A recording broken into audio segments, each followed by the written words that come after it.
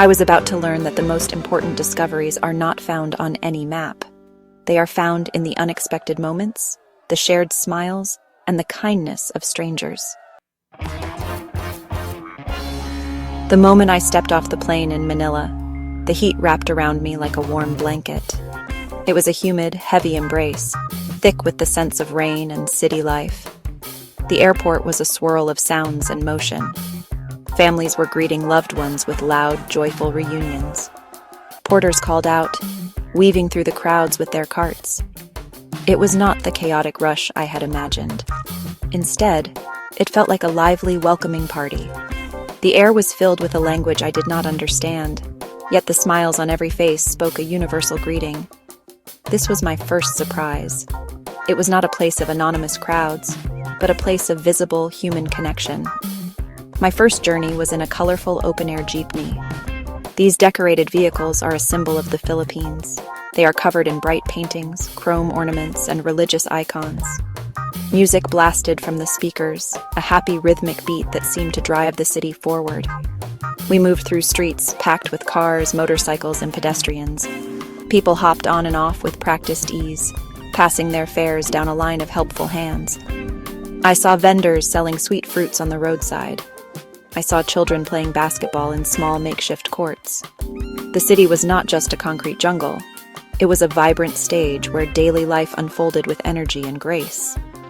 The initial shock was not the poverty or the crowds, but the overwhelming sense of community. Everywhere I looked, people were interacting. They were talking, laughing, and helping one another. Strangers made eye contact and offered a nod or a small smile. When I looked lost, someone would approach me and ask if I needed help, not expecting anything in return. This was so different from the reserved nature of my own city. Here, public space felt like a shared living room. People were not closed off in their own bubbles. They were present, engaged with the world and with each other in a way that felt both new and deeply comforting. I had expected to feel like an outsider, a tourist easily spotted and kept at a distance. But that feeling never really came. Instead, I felt a sense of welcome. People were curious about where I came from. They wanted to share a piece of their world with me. They would proudly point out a local landmark or recommend their favorite snack. This generosity of spirit was my true arrival in the Philippines. It was more powerful than the heat and more memorable than the bustling traffic. It was a feeling of being seen, not as a tourist, but as a guest in their home. As I traveled beyond the city, I discovered a different kind of beauty. I went to the island of Palawan, a place I had only seen in magazines. The reality was so much more breathtaking. We sailed on a small wooden boat called a bangka, across water so clear it looked like liquid glass. Towering limestone cliffs rose from the sea like ancient cathedrals. We floated into hidden lagoons where the only sound was the gentle lapping of water against the boat.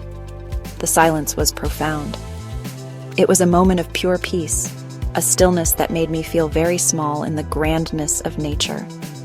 This was the paradise from the postcards, but it felt deeper and more spiritual in person. But the real discovery was not just in the stunning landscapes. It was in the people who lived there. In a small fishing village, I watched families go about their day. The pace of life was slow and deliberate, guided by the sun and the tides. Children played on the beach with simple toys, their laughter echoing over the water. Fishermen mended their nets, their hands moving with a skill passed down through generations. There was a simplicity and contentment in their lives that I had never witnessed before. They had very little in terms of material possessions, but they seemed to possess a richness of spirit that was immeasurable. I learned about the Filipino concept of bayanihan. It is a spirit of communal unity and cooperation. I saw it in action when a neighbor's boat needed repair. Without a word, others from the village came to help, working together until the job was done. This sense of shared responsibility was everywhere. It was in the way people shared food with their neighbors. It was in the way they looked after each other's children. This culture was not about individual success, but about the well-being of the entire community. It was a powerful lesson in what it means to truly belong to a place and to each other. One evening, a family invited me to share their dinner. We sat on a simple bamboo porch, eating grilled fish and rice with our hands.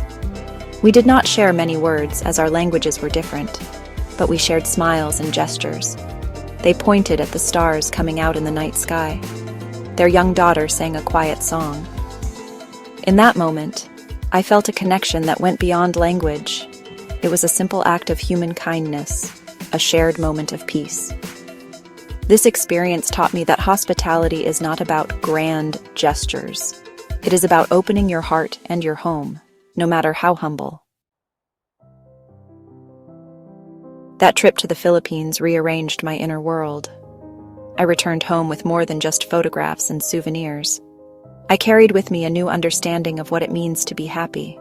I had always associated happiness with achievement and possessions, but in the Philippines I saw joy in shared moments, in community, and in a deep connection to nature. I learned that wealth is not measured by what you have in your bank account, but by the richness of your relationships and the gratitude in your heart. This was a profound shift in my perspective, a lesson that no book could have ever taught me. The world no longer feels like a collection of separate, distant places. It now feels like a network of neighborhoods, each with its own unique character, but all connected by a shared humanity. My view of travel has changed completely. It is not about seeing sights, but about seeking understanding. It is about being open to the unexpected, listening to the stories of others, and allowing yourself to be changed by the experience. I no longer travel to confirm what I know. I travel to discover what I do not. The goal is not to see the world, but to connect with it. The memories that stay with me are not of the perfect beaches, but of the imperfect human moments. I remember the laughter of the children playing in the street. I remember the kind eyes of the fisherman who shared his catch. I remember the shared meal on the bamboo porch, under a sky full of stars. These small moments are the ones that hold the greatest meaning. They are reminders that the most beautiful parts of our world are not the places, but the people and the connections we make with them along the way. They taught me that the greatest wonders are often unseen by the casual eye. My journey to the Philippines was more than a vacation. It was an education for the soul. It opened my eyes to the beauty of a simpler, more connected way of life. It taught me that kindness is a universal language and that there is strength in community. I left a small piece of my heart there, but I brought back a much larger and more compassionate view of the world. The map of my world is no longer a flat piece of paper with lines and borders. It is a living, breathing tapestry of faces, stories, and shared smiles. And I know there is still so much more to discover.